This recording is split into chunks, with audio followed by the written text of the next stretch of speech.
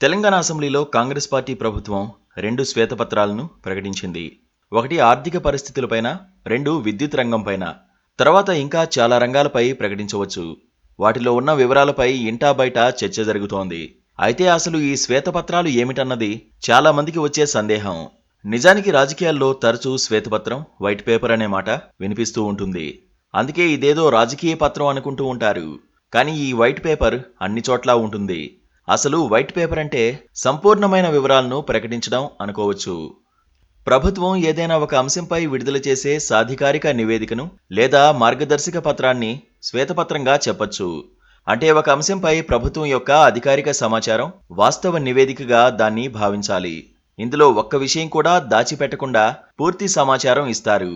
ఏదైనా ఒక అంశంపై ప్రభుత్వం తన విధానాలను తెలియపరుస్తూనే అభిప్రాయాలను ఆహ్వానించడం కూడా శ్వేతపత్రం ద్వారా చేయొచ్చు. అలాగే ఒక బిల్లును పార్లమెంట్లో ప్రవేశపెట్టడానికంటే ముందు దాని వివరాలను శ్వేతపత్రం ద్వారా విడుదల చేసి ప్రజలకు సమాచారం అందించాలని అనుకుంటారు.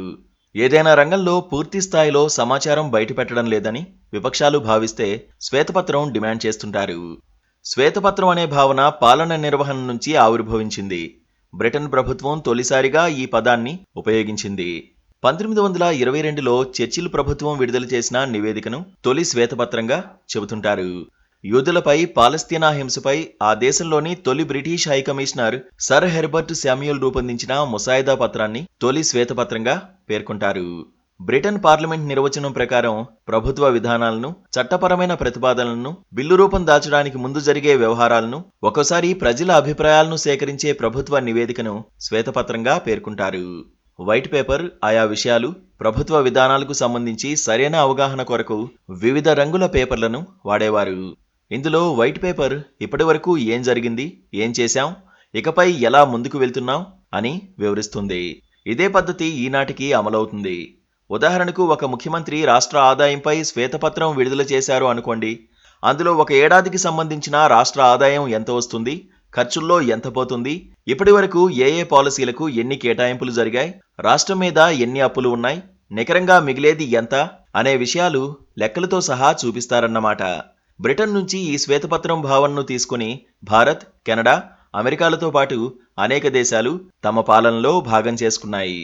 ఈ శ్వేతపత్రం పేర్కొన్న ప్రతిదీ అక్షర సత్యమని, అందుకు ప్రభుత్వం తరఫున లిఖితపూర్వకంగా రాసి ఇవ్వడం అన్నమాట. ఇందులో ఎలాంటి అవాస్తవాలకు, దాచిపెట్టడాలకు చోటు లేదు. అలా ఏమైనా ఉంటే తామే బాధ్యులము అని పేర్కొనడం.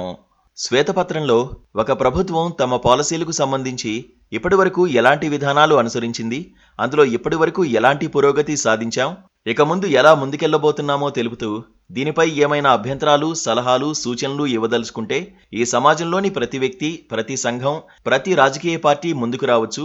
తాము అందరి ఆలోచనలను పరిగణలోకి తీసుకుని వాటి అమలుపై పరిశీలిస్తామని చివర్లో లిఖితపూర్వకంగా పేర్కొంటారు. అయితే ప్రస్తుత రాజకీయాల్లో ఈ శ్వేతపత్రాల్లోని వాస్తవాలు, అందులోని నిబద్ధత, విశ్వసనీయత ఎంత అనే దానిపై విమర్శలు వస్తూనే ఉంటాయి. కొన్ని దేశాల్లో వైట్ పేపర్తో పాటు గ్రీన్ పేపర్ విధానం కూడా అమల్లో ఉంది. వివిధ అంశాలపై ప్రభుత్వం శ్వేతపత్రానికంటే ముందు గ్రీన్ పేపర్ను విడుదల చేస్తుంది. ఒక అంశానికి సంబంధించిన ప్రతిపాదనలు, చర్చల సారాంశం, సలహాలు, ఇతర విషయాలపై ప్రభుత్వం విడుదల చేసే సూత్రప్రాయి నివేదికను గ్రీన్ పేపర్గా పిలుస్తారు. శ్వేతపత్రాల వల్ల ప్రభుత్వ విధాన నిర్ణయాలు, అంశాల గురించి ప్రజలు తెలుసుకోగలుగుతున్నారు. ప్రభుత్వ పనితీరును అవగాహన చేసుకుని సూచనలు చేసే అవకాశం కలుగుతోంది. ప్రభుత్వ విధానాలను, నిర్ణయాలను ప్రజలు తెలుసుకోవడానికి శ్వేతపత్రాలు చక్కగా ఉపయోగపడతాయని రాజకీయ విశ్లేషకులు చెబుతుంటారు.